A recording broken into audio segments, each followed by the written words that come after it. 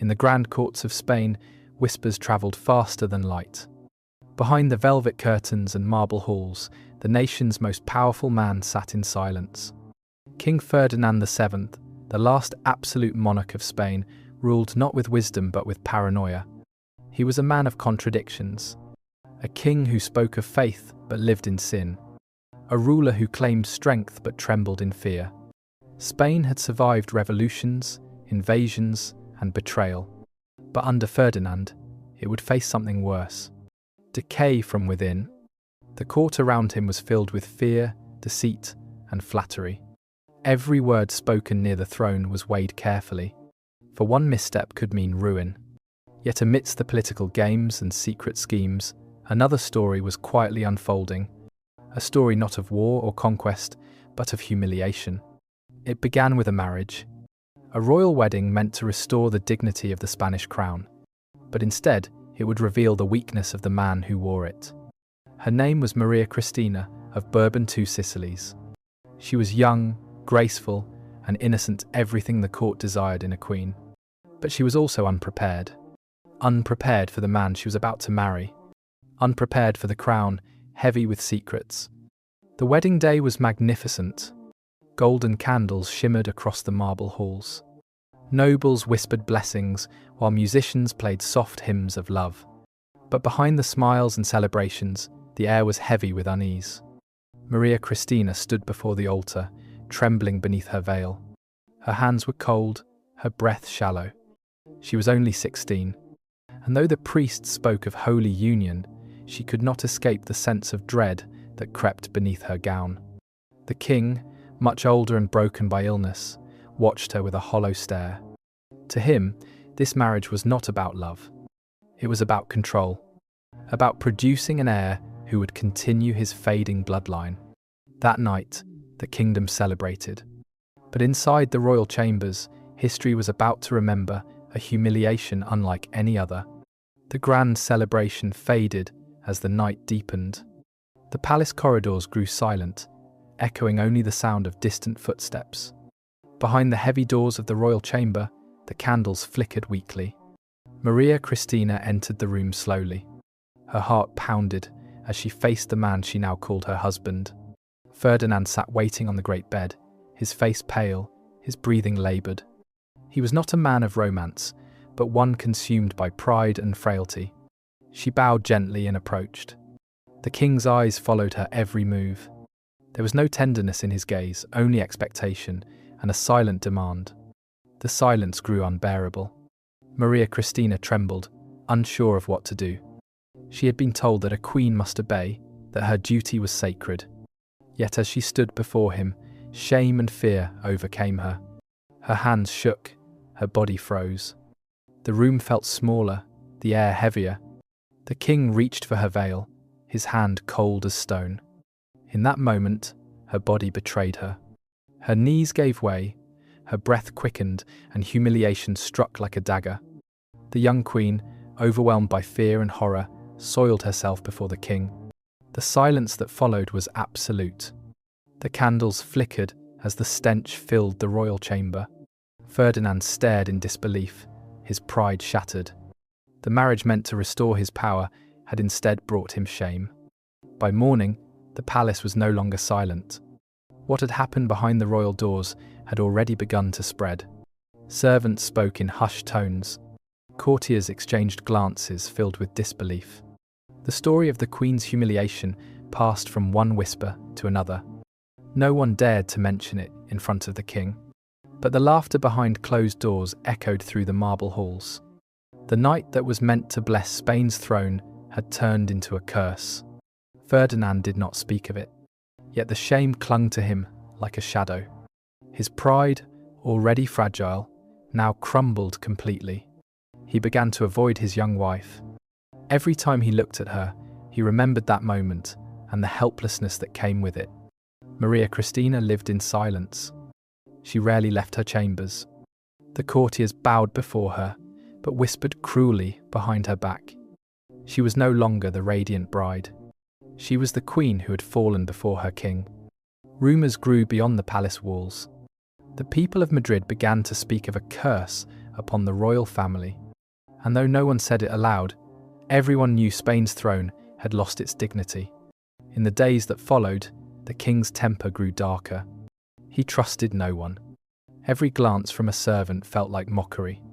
Every whisper in the corridor sounded like laughter. Ferdinand's pride had been shattered.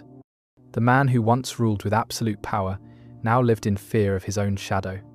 He began dismissing courtiers, accusing them of spreading rumours. Some were exiled, others imprisoned, all to silence a truth he could never escape. He avoided his wife entirely. Maria Christina's presence reminded him of the night he could never forget. He refused to dine with her. He ordered the servants to keep her away. The palace, once filled with music, fell silent. The marble halls became tombs of unspoken shame. Even the priests who came to bless the royal family could not ease the weight of humiliation. Ferdinand spent his nights alone, pacing the chamber, whispering prayers for forgiveness he did not understand. He looked to heaven, but found no comfort. The crown on his head no longer felt like power. It felt like punishment. Maria Christina lived as a shadow within the palace. The servants no longer looked at her directly. When she walked through the corridors, people bowed but avoided her gaze. She was surrounded by luxury, yet felt imprisoned by silence. Rumours about the wedding night spread beyond Spain. In the courts of France and Austria, whispers spoke of a cursed queen and a mad king. Foreign ambassadors sent secret letters describing Ferdinand's strange behaviour. Some called him paranoid. Others said he was losing his mind. Maria Christina prayed every morning at the chapel. Her tears fell silently onto the marble floor. She prayed not for love or forgiveness, but for peace, something she had never known. The king, meanwhile, grew more unstable. He locked himself away for days, refusing to see anyone. He scribbled strange letters, tore them apart, and ordered new prayers from his priests. The humiliation he carried had turned into madness. Within the royal walls, time seemed to stop. The laughter of courtiers was replaced by echoes of dread. Spain had a king, but he was no longer a ruler. He was a prisoner of his own shame. As months passed, Ferdinand's health began to fail. The once proud monarch now appeared frail, swollen, and haunted by nightmares. He could no longer ride his horse or attend council. Even standing for long periods caused him pain. Doctors came and went, whispering words the court dared not repeat. They prescribed tonics, prayers, and silence. But no medicine could heal a heart consumed by shame. At night, servants heard him muttering to himself. Sometimes he called for God. Sometimes he cursed his own name. He dreamed of the wedding night again and again, the candlelight, the trembling, the silence after disgrace. Maria Christina remained by his side, though they rarely spoke. She tended to him like a duty, not out of love. In her eyes, he saw pity, and that pity cut deeper than any insult. Outside the palace, Spain continued to crumble. Famine struck the poor. Revolts stirred in the provinces. But inside the royal chambers, the king's world shrank to a single bed, a crown on the table, and memories he could not forget. He had become a ghost of his own reign. Each breath was a reminder that his throne had turned into a prison. As Ferdinand's body weakened, his fear of death grew stronger. He could no longer eat nor sleep. Each breath came with a trembling prayer. The corridors outside his chamber were filled with priests and physicians, all whispering of last rites. The king asked to be left alone. For hours, he stared at the crucifix above his bed, his lips quivering as if searching for the words he had never spoken. He had confessed many sins in his life, but never the one that haunted him most. In the stillness of the night, he finally spoke. To the empty air, to no one in particular, his voice cracked. He begged forgiveness for what he had done to his young wife. Not for cruelty or anger, but for forcing upon her a life of shame and fear. Tears ran down his face, the first in many years. He realized too late that power had made him blind. He had sought obedience, but destroyed innocence. And now, as his body failed, he saw clearly what he had become. Maria Christina was summoned. When she entered, the king could barely lift his head. He looked at her, truly looked, and saw not a queen, but the girl he had broken. With shaking lips, he whispered an apology. It was too soft to be heard, but she understood. Her eyes filled with tears, and for the first time since their wedding, she reached out and held his hand. The night before his death, the palace was silent. Only the sound of rain tapped against the stained glass windows. Inside the royal chamber, the candles burned low, their flames trembling like frightened souls. Ferdinand lay still upon his bed. His skin was pale, his breathing shallow. Each breath came with effort, as if his body resisted letting go. Maria Cristina knelt beside him, her hands clasped tightly around his. She whispered prayers in a trembling voice. For all the pain and shame they had endured, this moment was not filled with hatred but sorrow. The priests entered quietly. They recited holy verses as the incense filled the room. The king's eyes fluttered open one last time. He looked toward the cross above his bed. For a moment, there was peace. And then, with a final sigh, Ferdinand VII, the king who ruled by fear and died in disgrace, was gone. No cheers, no mourning bells, only the soft sound of rain remained. Outside, the storm washed over Madrid, as if heaven itself wept for Spain. The day of the funeral arrived beneath grey skies. The bells of Madrid tolled slowly, their echo drifting across the empty streets.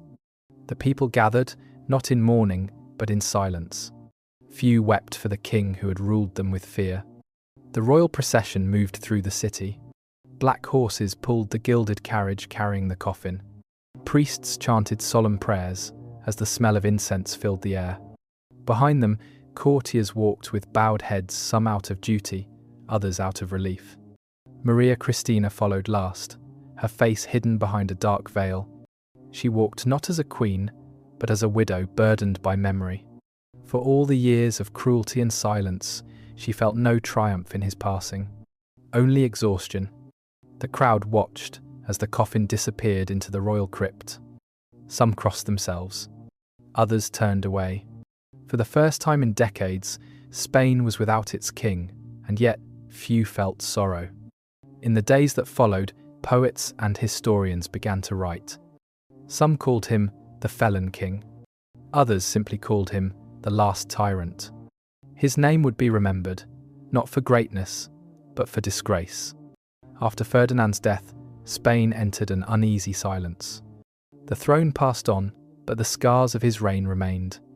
In the corridors of power, people whispered his name, not with reverence, but with caution. Historians began to record his story. Some spoke of his cruelty. Others focused on his weakness. But all agreed on one thing, that the crown had never felt so heavy as it did upon his head. Maria Cristina became Queen Regent, ruling in the name of the young heir. She tried to rebuild the dignity that Ferdinand had destroyed. Under her guidance, reforms began slowly to take shape. But no matter how much progress was made, the shadow of her husband lingered. In portraits painted after his death, Ferdinand's eyes appeared hollow. Artists captured not a king, but a man haunted by his own reflection. To future generations, he became a warning, a symbol of how power without compassion leads to ruin. The courtiers who once feared him now spoke freely. Some laughed, others pitied him. For even those who hated him could not deny one truth. He had lived as a king, but he had died as a man broken by his own pride. Centuries later, the story of Ferdinand VII remains a wound in Spain's memory. He is remembered not for victories, but for what his reign revealed, that even kings are powerless against the weight of their own flaws. In every generation, historians revisit his tale. Some see tragedy, others see justice, but all agree that his life stands as a warning carved in gold and sorrow. A warning that fear cannot build loyalty, that cruelty cannot command love, and that the throne is only as strong as the heart that bears it. Maria Cristina ruled on, carrying the burden of a broken crown. Her strength gave Spain a chance to heal, though the scars would never fully fade. She lived not as the Queen of Glory, but as the witness of ruin. In Madrid, beneath the stone arches of the royal crypt, his name still lies engraved. Visitors come and go, some in reverence, some in curiosity. Few linger long. For there is no triumph in his tomb, only silence. And in that silence, history whispers its truth. That a king may command an empire, but never his own heart.